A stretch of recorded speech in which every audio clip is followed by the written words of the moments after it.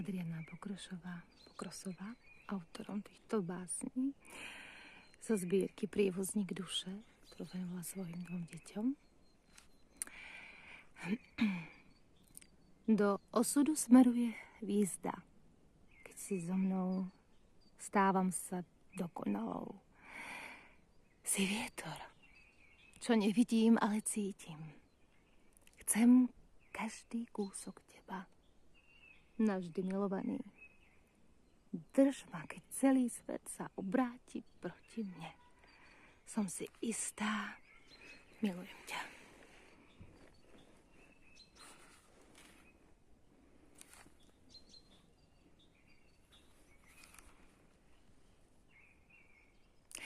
Nech nás teda obíme vzletnosť, poetickosť veršov, ktoré vychádzajú z hĺbky duše človeka a ktorú vytvoriť zatiaľ umelá inteligencia zrejme nedokáže, tak ako spev vtáčikov.